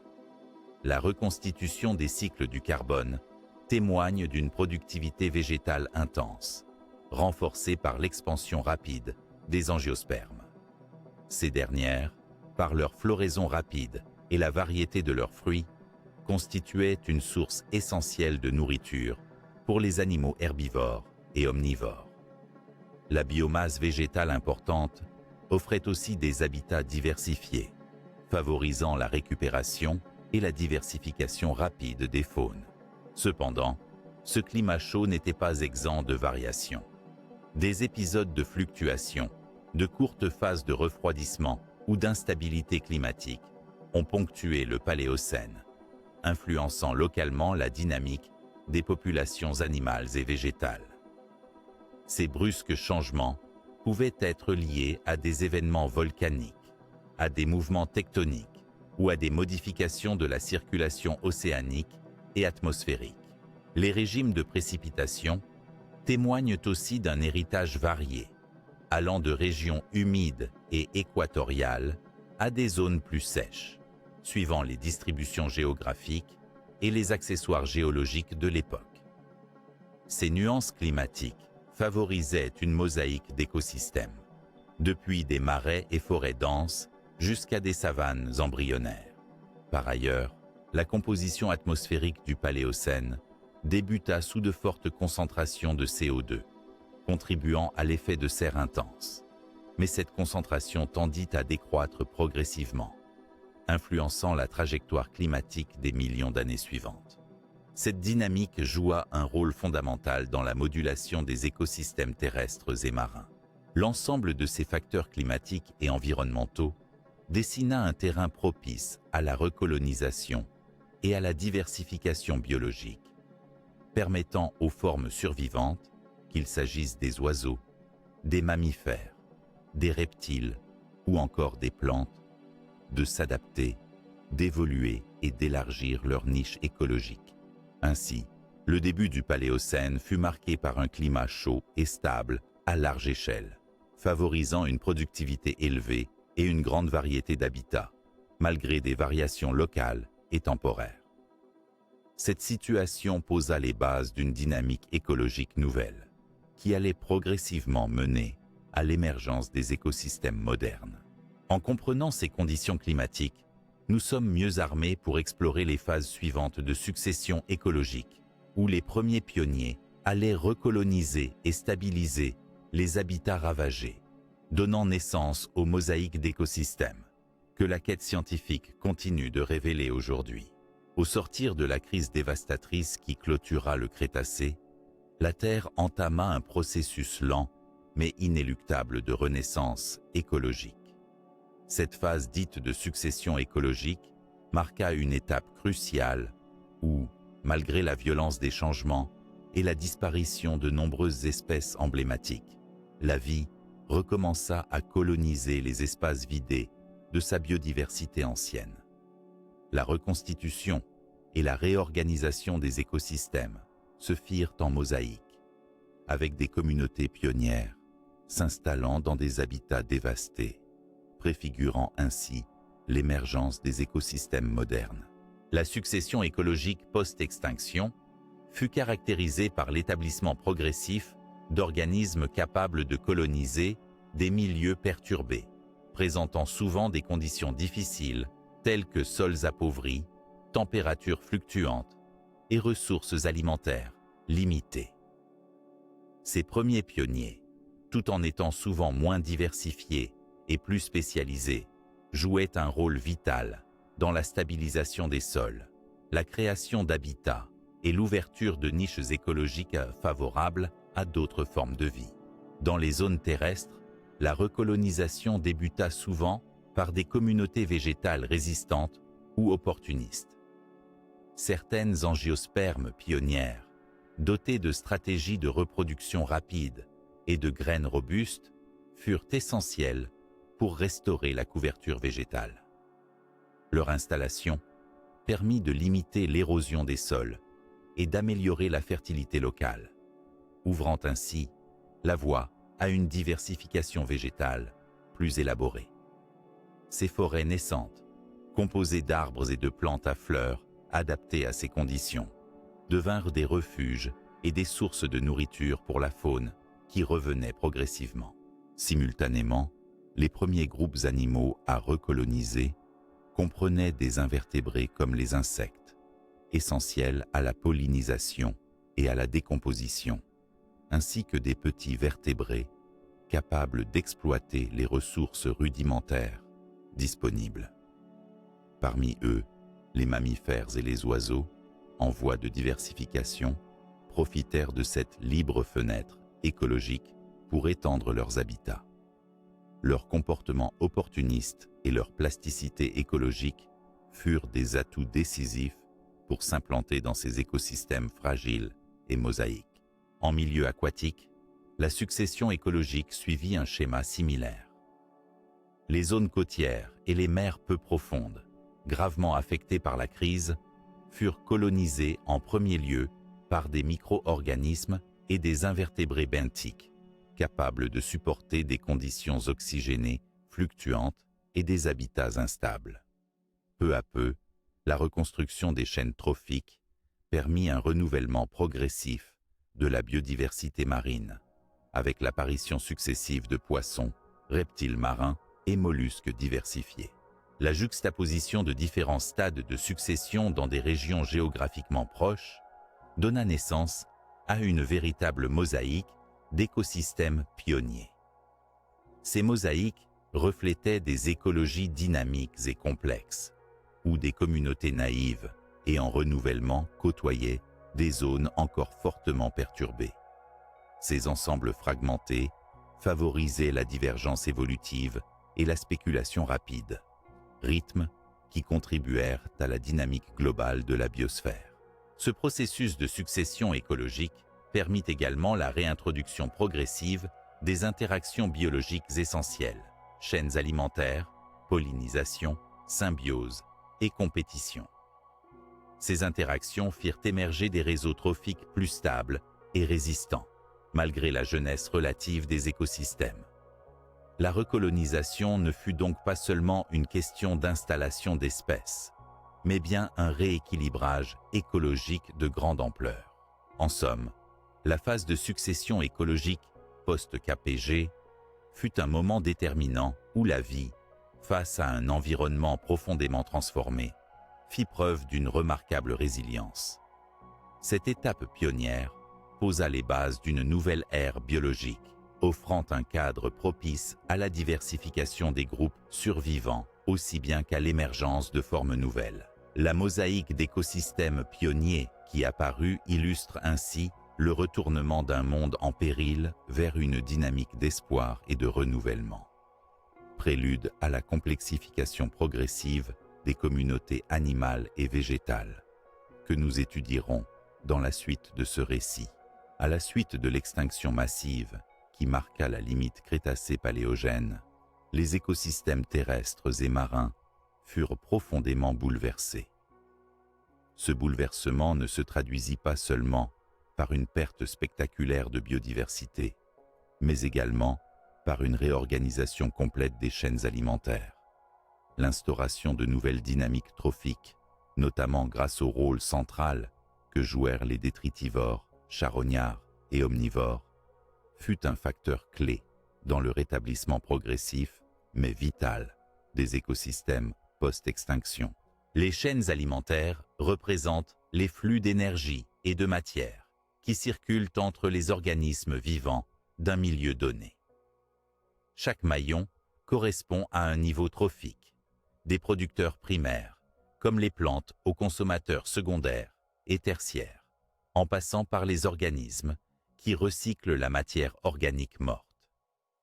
Après la crise KPG, les bases de ces réseaux furent sévèrement mises à mal, la disparition de nombreuses espèces provoquant un effondrement de l'organisation biologique. Dans ce contexte désorganisé, les détritivores, groupe d'organismes se nourrissant de matière organique morte et décomposée, devinrent essentiels. Ces organismes, incluant certains insectes, vers, champignons et bactéries, furent les premiers à coloniser massivement les environnements perturbés. Leur rôle fut double. En décomposant rapidement les carcasses végétales et animales, ils contribuaient à libérer les nutriments essentiels pour la régénération des sols et des écosystèmes.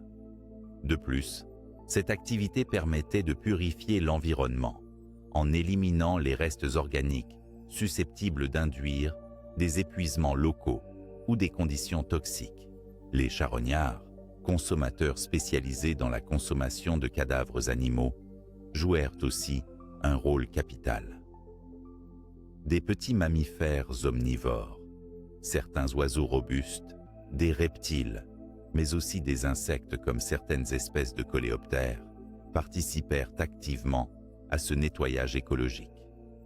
Leur activité permettait de recycler rapidement l'azote, le phosphore et d'autres éléments indispensables, tout en servant de lien entre les niveaux trophiques inférieurs, matière morte, et supérieurs, prédateurs opportunistes. Dans un monde où la nourriture fraîche devenait subitement rare et fragmentée, pouvoir exploiter toutes les sources de ressources alimentaires fut un facteur majeur de survie. Par ailleurs, les omnivores, espèces capables de consommer aussi bien des végétaux que des animaux, eurent un avantage sélectif important dans un environnement instable. Leur régime alimentaire flexible leur permettait d'adapter rapidement leur comportement en fonction de la disponibilité des ressources. Ces caractéristiques élevèrent leur résilience face aux perturbations climatiques et écologiques et leur accession à des niches écologiques variées. Parmi eux, on retrouve plusieurs lignées de premiers mammifères qui, grâce à leur plasticité alimentaire, jouèrent un rôle majeur dans la reconstruction des réseaux trophiques terrestres. La formation des nouvelles chaînes alimentaires fut donc marquée par un processus de recyclage intense de la matière organique morte, facilité par la communauté diversifiée de détritivores et charognards. Ce processus créa les conditions pour la réinstallation progressive de consommateurs primaires et secondaires, puis de prédateurs plus spécialisés.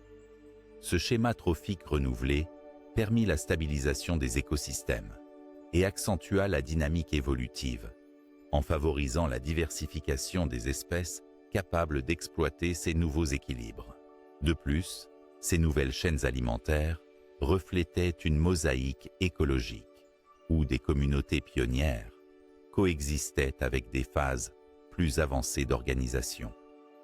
Les interactions entre détritivores, charognards et omnivores maintenaient ainsi une dynamique essentielle à la consolidation des écosystèmes en reconstruction. En milieu marin, une dynamique similaire se mit en place. Les détritivores et charognards benthiques jouèrent un rôle central dans le recyclage de la matière organique tombée des couches supérieures de la mer. Leur activité permit la restauration progressive des réseaux trophiques marins, facilitant le retour de la diversité faunistique, y compris celle des poissons, mollusques et reptiles marins. En conclusion, la formation de nouvelles chaînes alimentaires après la crise KPG fut un processus indispensable qui permit à la vie de renaître et de prospérer. Le rôle central des détritivores, charognards et omnivores illustre à quel point le recyclage de la matière organique, la capacité à adapter son alimentation et la polyvalence écologique sont des clés fondamentales de résilience face aux crises majeures. Ces mécanismes initièrent ainsi la reconstruction progressive des écosystèmes terrestres et marins, préparant le terrain à la complexification biologique qui allait suivre au cours du Paléocène et au-delà. À la suite de la crise d'extinction qui marqua la frontière entre le Crétacé et le Paléocène, la biosphère terrestre entama une phase accélérée de transformation, particulièrement visible dans le règne végétal. Les plantes à fleurs, ou angiospermes, déjà bien établies avant la crise, connurent un essor rapide et spectaculaire, contribuant à une expansion sans précédent de la couverture forestière. Cette évolution joua un rôle capital dans la restructuration des écosystèmes et la création de nouveaux habitats qui allaient accueillir une biodiversité émergente. Avant la crise KPG, les angiospermes avaient déjà amorcé leur domination sur les terres émergées. Leur succès reposait sur plusieurs innovations morphologiques et physiologiques, telles que les fleurs spécialisées favorisant la pollinisation par les insectes, les fruits protecteurs facilitant la dispersion des graines, et des systèmes racinaires efficaces améliorant l'accès à l'eau et aux nutriments. Ces caractères permirent aux angiospermes de concurrencer et d'éclipser progressivement d'autres groupes végétaux comme les gymnospermes. Après la disparition de nombreuses espèces végétales et animales à l'extinction, les angiospermes purent capitaliser sur les niches écologiques libérées. Le climat chaud et humide du Paléocène, combinée à des conditions favorables, telles que des sols renouvelés par la décomposition des anciens organismes, offrit un terrain fertile à cette diversification rapide.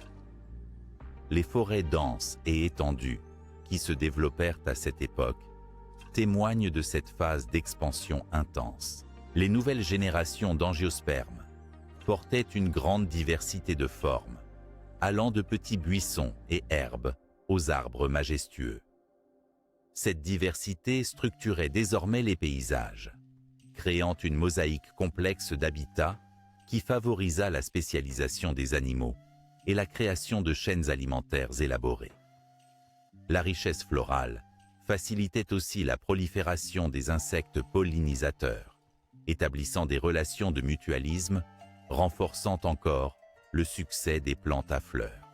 Le renouvellement forestier modifia profondément le cycle de l'eau et du carbone à l'échelle planétaire. L'intense couverture végétale intervenait sur la régulation climatique locale, la stabilisation des sols et la formation de microclimats favorables.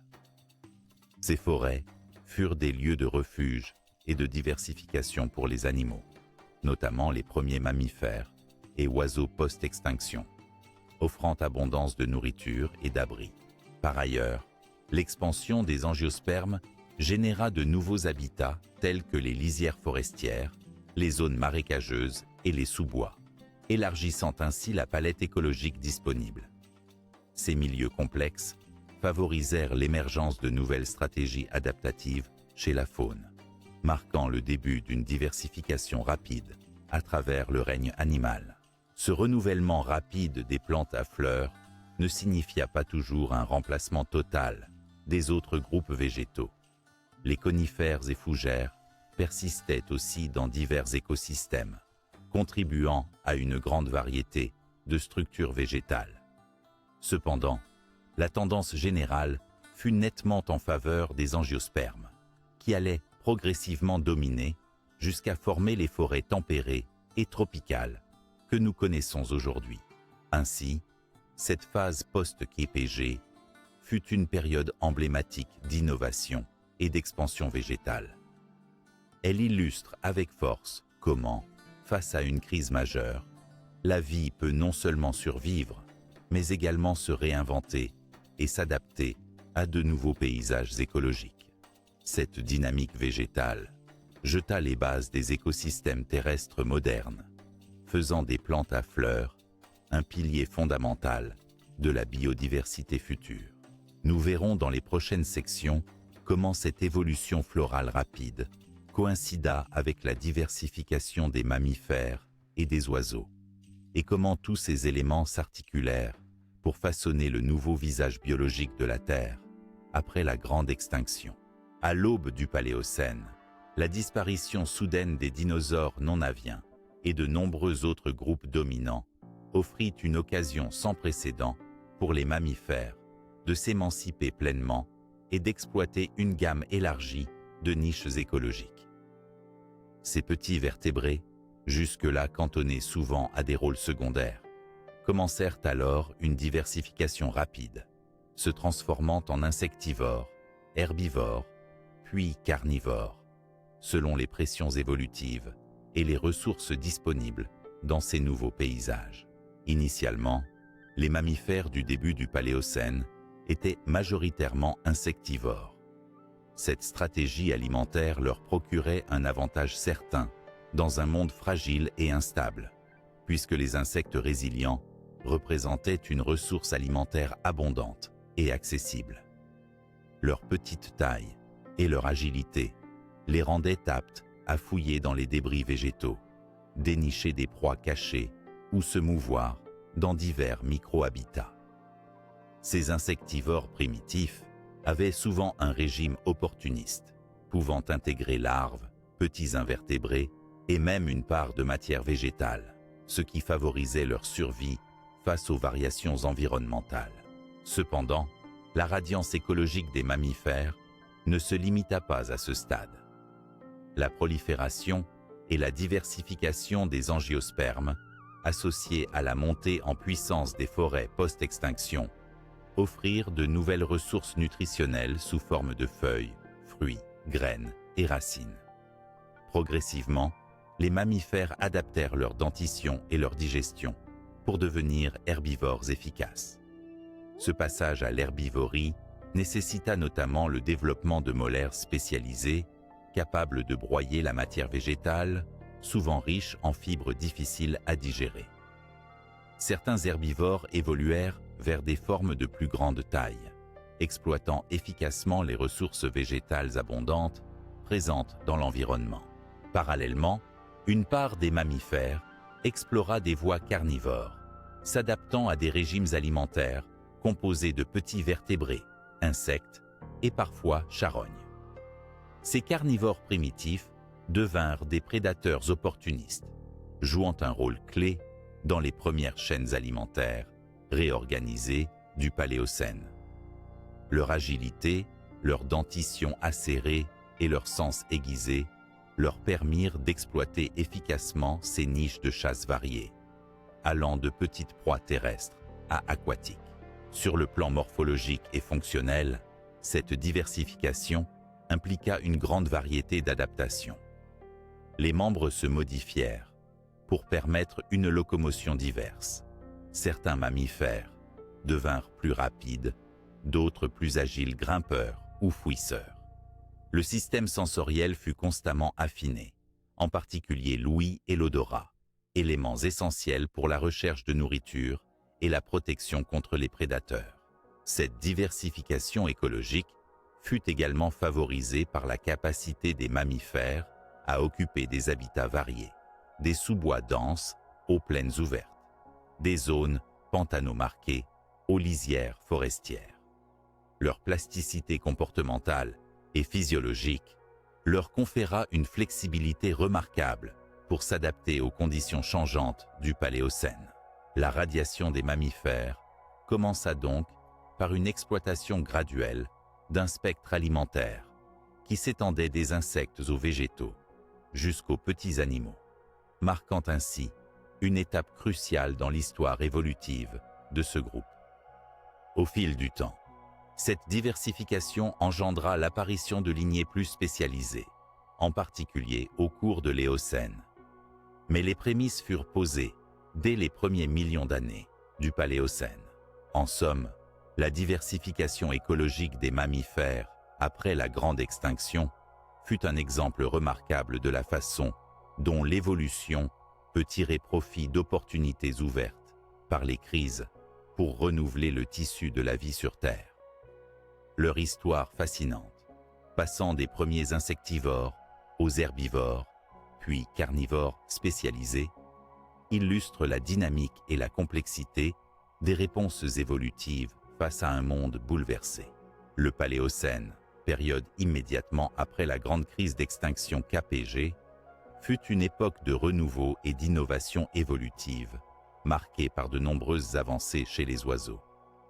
Ayant réussi à survivre à l'extinction des dinosaures non-aviens, les oiseaux primitifs bénéficièrent de conditions écologiques nouvelles et propices pour développer des adaptations uniques qui allaient poser les jalons de leur grande diversification ultérieure. La première avancée majeure concernait l'amélioration de leur capacité aérienne. Alors qu'au Crétacé, les oiseaux restaient souvent relativement limités en termes de performance volante et de diversité morphologique, le Paléocène vit apparaître des formes plus spécialisées, capables de vols soutenus, de manœuvres complexes ou même de vie semi-aquatique. Ces adaptations passèrent par l'évolution de structures squelettiques plus légères et résistantes, ainsi que l'optimisation des muscles pectoraux et des ailes.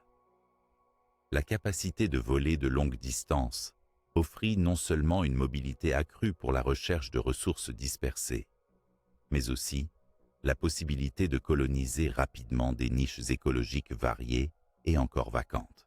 La diversification écologique des oiseaux impliqua également des modifications du comportement et de l'alimentation. Nombre d'espèces paléocènes développèrent des régimes alimentaires plus variés, insectivores, granivores, frugivores, piscivores, voire charognards. Cette flexibilité trophique fut fondamentale dans un environnement encore instable, où la disponibilité des ressources était sujette à de grandes fluctuations. La capacité à passer d'une source de nourriture à une autre renforça la résilience des populations.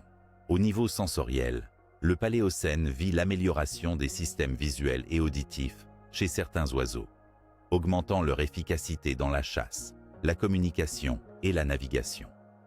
Le développement de plumes ornées ou colorées, en lien avec la sélection sexuelle et les stratégies de communication, participa à la complexification des comportements sociaux, notamment dans les rituels de parade et la reconnaissance intraspécifique. Les oiseaux établirent également des innovations liées à la reproduction. Le nidification en colonie, la construction de nids complexes et les soins parentaux prolongés améliorèrent la survie des juvéniles, un facteur crucial pour assurer la pérennité des populations dans des environnements concurrentiels. Ces comportements sociaux élaborés représentent une avancée fondamentale dans l'histoire des oiseaux qui allait les accompagner dans leur expansion planétaire. Par ailleurs, les fossiles du Paléocène montrent que certains groupes d'oiseaux s'adaptèrent à des niches écologiques inédites. Des oiseaux aquatiques s'orientèrent vers la nage et la plongée, présentant des morphologies spécialisées avec ailes transformées en pagaies, tandis que d'autres occuperaient des rôles d'oiseaux terrestres au mode de vie cursorial. Cette diversité d'habitats favorisait une diversité fonctionnelle importante.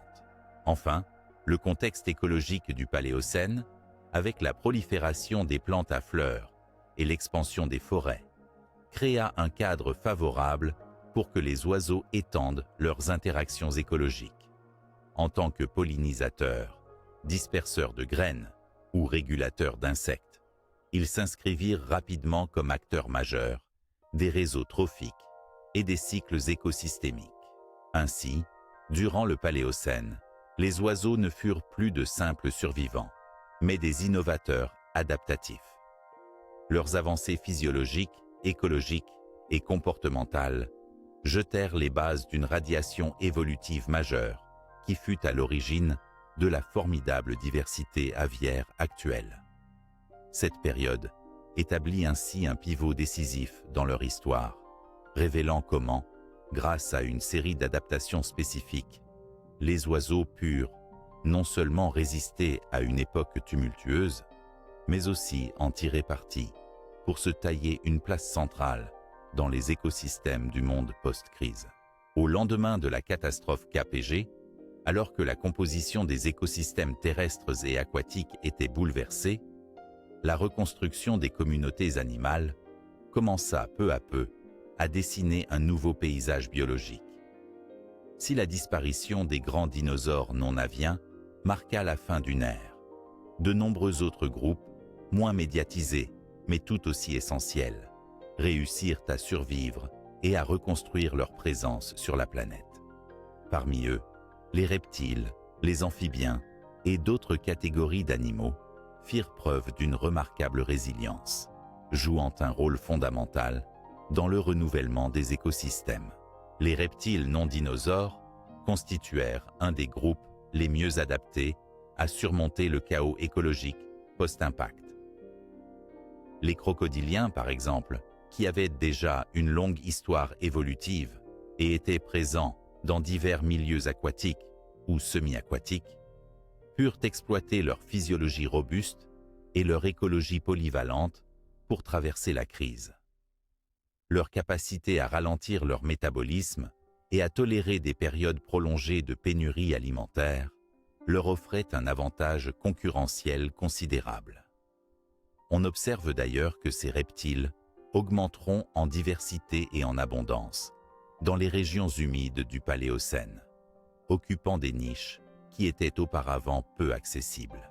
Les tortues, elles aussi, connurent une phase de survie et d'évolution continue.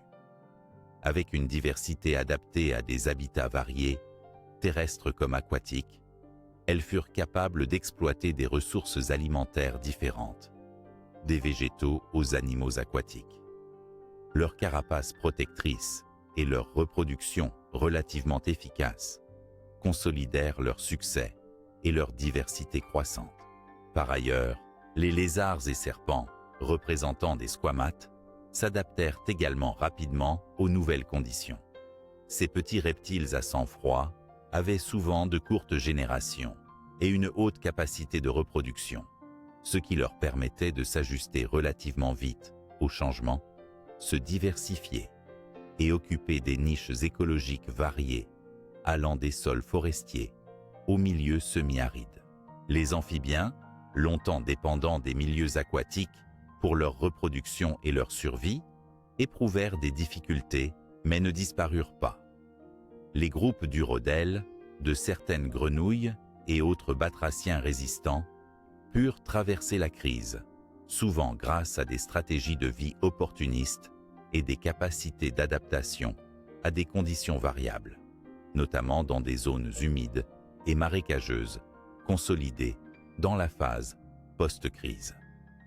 Leur rôle fut important pour la recolonisation des milieux terrestres proches de l'eau et pour le rétablissement des cycles trophiques liés aux insectes. D'autres petits vertébrés, comme les petits poissons d'eau douce et des invertébrés divers, jouèrent aussi un rôle non négligeable dans la reconquête des écosystèmes. Leur survie permit à la biodiversité aquatique de Bucolies s'organiser avec la formation de chaînes alimentaires renouvelées. Ces communautés animales étaient à la fois simplifiées mais dynamiques, révélant la vigueur de la vie même après des turbulences extrêmes. Les interactions entre ces groupes, reptiles, amphibiens et autres survivants, marquèrent les premiers réseaux trophiques post-crise. Pollinisateurs, herbivores, prédateurs et détritivores commencèrent à reconnecter leurs fonctions écologiques, ouvrant la voie à la montée en complexité des écosystèmes. Cette période de reconstruction fut ponctuée par une mosaïque de communautés animales aux structures hétérogènes, façonnées par la disponibilité des ressources locales, les contraintes climatiques et la pression évolutive. Ainsi, malgré la dévastation initiale, la reconstruction des communautés animales du Paléocène témoigne d'une extraordinaire résilience et capacité d'adaptation des reptiles, amphibiens et autres groupes d'animaux.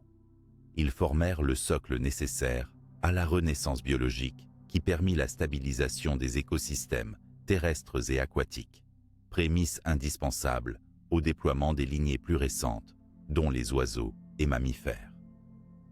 Cette étape contribue à comprendre comment la vie put rebondir après l'une des plus grandes crises de l'histoire de la Terre. Au cours du Paléocène, suite à l'extinction massive qui mit un terme brutal au règne des dinosaures non-aviens, les écosystèmes terrestres et marins assistèrent à une dynamique évolutionnaire intense, marquée par une diversification rapide des niches écologiques.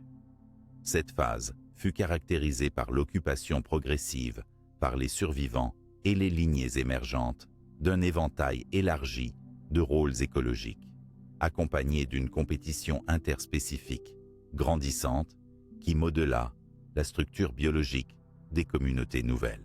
La disparition de nombreux groupes dominants, notamment les dinosaures imposants, laissa sur la Terre un grand nombre de niches vacantes. Une niche écologique désigne l'ensemble des conditions de vie et des interactions qu'une espèce occupe dans son environnement, incluant sa nourriture, son habitat, son activité et ses relations avec d'autres organismes.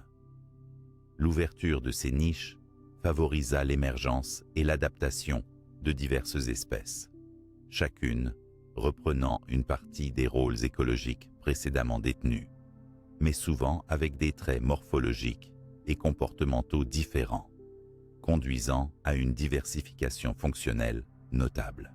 Chez les mammifères, par exemple, cette diversification se manifesta par l'explosion des formes adaptées à diverses stratégies de vie.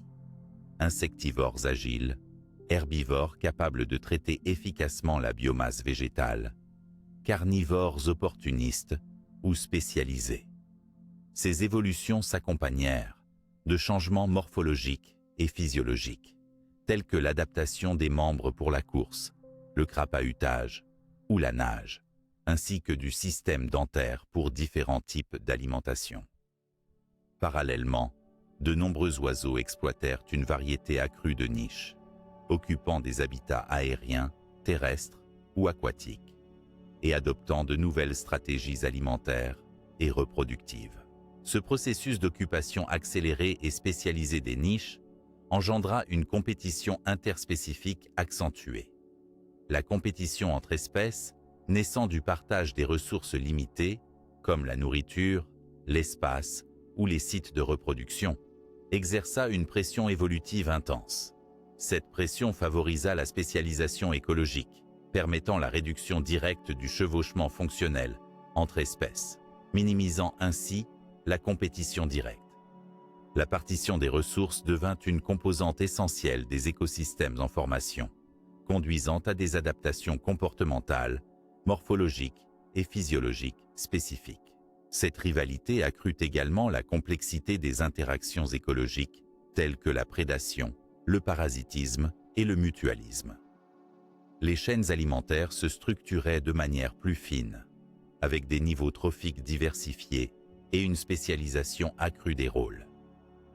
Les interactions vinrent prendre une place centrale dans la dynamique des populations, favorisant une régulation accrue et une stabilité relative des écosystèmes. Dans les environnements marins, la diversification des niches toucha aussi bien les invertébrés que les poissons. La compétition pour les ressources et les habitats favorisa le développement d'adaptations évolutives spécifiques, qu'il s'agisse de stratégies de chasse, de défense ou de reproduction. La complexité des réseaux trophiques augmenta significativement, témoignant d'une recomposition profonde et d'une émergence progressive des sous-systèmes écologiques modernes. La diversification des niches écologiques contribua par ailleurs à une remarquable innovation évolutive, l'exploration de nouveaux habitats souvent marginalisés avant l'extinction. Par exemple, plusieurs groupes colonisèrent des milieux aquatiques dulcaquicoles, les forêts denses, les zones ouvertes, voire des niches souterraines. Cette exploitation diversifiée favorisa la coexistence de nombreuses espèces, accroissant la biodiversité globale. Enfin, la compétition interspécifique ne fut pas seulement un moteur de divergence. Elle engendra aussi des phénomènes de coévolution et d'adaptation réciproque. Les relations comme la prédation poussèrent les proies à développer des stratégies défensives sophistiquées, tandis que les prédateurs affinèrent leurs méthodes de chasse. De même, les mutualismes pollinisateurs-plantes et les symbioses diverses se complexifièrent, illustrant l'interdépendance croissante des organismes au sein des réseaux écologiques.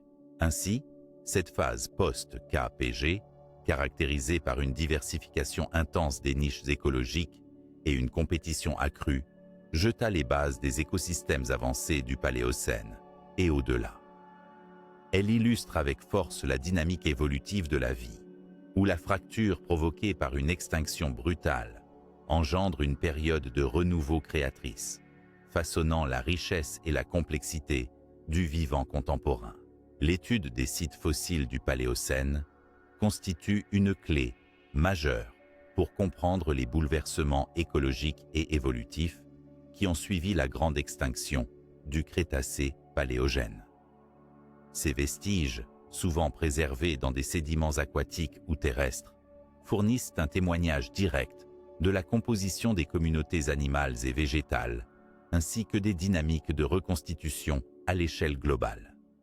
Les découvertes majeures réalisées sur ces sites permettent d'affiner nos connaissances sur l'ampleur de la diversification post-crise, les adaptations nouvelles des espèces, ainsi que sur les interactions entre groupes vivants dans des écosystèmes renaissants. Parmi les sites emblématiques, les bassins paléocènes de la formation de Williston aux États-Unis, les gisements de Fur au Danemark ou encore les dépôts de Tremp en Espagne ont livré un abondant matériau fossile. Ces sites contiennent notamment des restes bien conservés de mammifères primitifs, d'oiseaux, de reptiles, mais aussi d'invertébrés et de plantes. L'étude détaillée des squelettes, des dents, des empreintes ou même de restes de tissus fossilisés renseigne sur la morphologie, le mode de vie, mais aussi parfois le comportement de ces espèces. Les travaux d'analyse isotopes, notamment sur l'oxygène et le carbone, permettent de reconstituer les régimes alimentaires, la température des habitats et les conditions climatiques. Ces données isotopiques conjuguées aux indices taphonomiques renseignent sur les cycles biologiques et les interactions trophiques. Ainsi, les profils de dentition des mammifères paléocènes étudiés révèlent une diversification rapide des modes alimentaires, corroborant leur adaptation à une mosaïque d'habitats et ressources. L'interprétation des communautés fossilisées montre une mosaïque complexe où coexistaient des espèces pionnières, opportunistes et même des survivants du Crétacé. Cette diversité reflète un paysage écologique en pleine reconfiguration, avec des niches nouvellement occupées par des groupes auparavant marginaux, comme certains petits mammifères et oiseaux. La taille réduite de plusieurs espèces semble être un facteur commun, facilitant la survie et la radiation. Les assemblages fossiles marins révèlent également l'importance de la réponse écologique post-crise dans les océans. Les couches sédimentaires riches en fossiles d'organismes benthiques et planctoniques montrent une récupération progressive de la biodiversité marine, accompagnée d'un réétablissement des réseaux trophiques.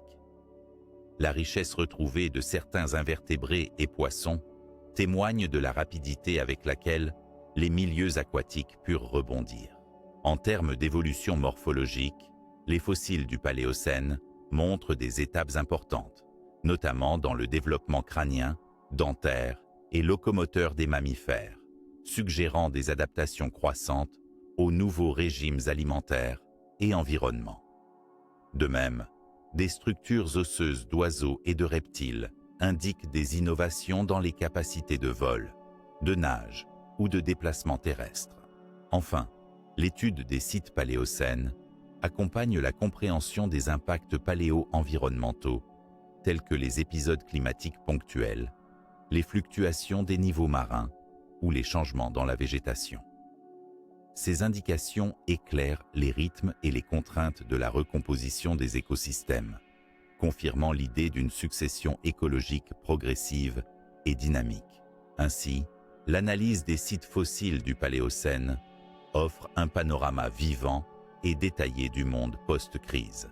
Ces découvertes majeures permettent non seulement de retracer les origines des écosystèmes modernes, mais aussi d'appréhender la formidable capacité d'adaptation de la vie face à une extinction massive. Entre vestiges et interprétations, ces archives fossiles continuent d'enrichir notre compréhension des bouleversements passés et des mécanismes évolutifs sous-jacents à la diversité actuelle. La transition KPG, marquée par l'impact cataclysmique de Chicxulub il y a 66 millions d'années, constitue l'un des tournants les plus décisifs de l'histoire de la vie sur Terre. Cet événement a non seulement provoqué une extinction massive qui mit un terme à des lignées légendaires, comme les dinosaures non-aviens, mais il a également ouvert la voie à l'émergence des écosystèmes modernes que nous connaissons aujourd'hui. En portant un regard rétrospectif sur les héritages laissés par cette perturbation écologique majeure, il est possible de mieux comprendre les dynamiques de la biodiversité, les mécanismes d'évolution et la résilience du vivant. L'un des héritages majeurs de la transition KPG réside dans la redistribution complète des niches écologiques. La disparition soudaine de nombreuses espèces dominantes a en effet libéré d'immenses espaces écologiques qui furent rapidement occupés par des groupes jusque-là secondaires ou limités. Les mammifères, par exemple, virent leur diversification s'accélérer, profitant d'une grande liberté adaptative pour coloniser des habitats aussi variés que les forêts denses, les plaines ouvertes, les milieux aquatiques et même les niches arboricoles. Cette explosion évolutive a donné naissance aux ancêtres des mammifères modernes, comprenant les primates, les carnivores, les rongeurs et bien d'autres. De la même façon, la survie et la radiation des oiseaux durant le Paléocène firent d'eux les successeurs directs des théropodes, capables d'explorer de nouvelles stratégies de vie et de s'imposer dans divers habitats terrestres et aquatiques. Leur évolution rapide s'accompagna d'adaptations physiologiques et comportementales complexes, jetant les bases de la diversité aviaire contemporaine. Sur le plan végétal, la progression rapide des plantes à fleurs et l'expansion des couvertures forestières transformèrent le paysage planétaire. Ce renouveau végétal insuffla une nouvelle dynamique écologique en augmentant la disponibilité des ressources alimentaires, en modifiant les cycles biogéochimiques et en offrant de nouveaux habitats pour la faune diversifiée. Ces changements permirent la formation de mosaïques d'écosystèmes richement complexifiés, qui contribuèrent à soutenir la biodiversité croissante. L'héritage géochimique et climatique de la transition KPG est également notable. Les épisodes climatiques post-impact, tels que l'hiver d'impact, suivi d'un réchauffement global prolongé, influencèrent profondément la redistribution des zones climatiques, la circulation océanique et la dynamique des écosystèmes terrestres et marins. Ces facteurs climatiques agissaient comme des moteurs de sélection naturelle, modulant les trajectoires évolutives et façonnant la biogéographie planétaire. Les chaînes alimentaires, profondément restructurées après la crise, illustrent une capacité résiliente de la vie. Le rôle central joué par les détritivores, charognards et omnivores permit de recycler la matière organique de façon efficace, ouvrant la porte à la reconstitution rapide de réseaux trophiques complexes. Cette dynamique renouvelée renforça la stabilité et la diversité des systèmes écologiques. Enfin, cette période témoigne d'un principe fondamental de la biologie évolutive. Les crises majeures, aussi dévastatrices soient-elles, sont aussi des catalyseurs de diversification et d'innovation. Elles forcent la vie à s'adapter, à conquérir et parfois à transformer de fond en comble son environnement.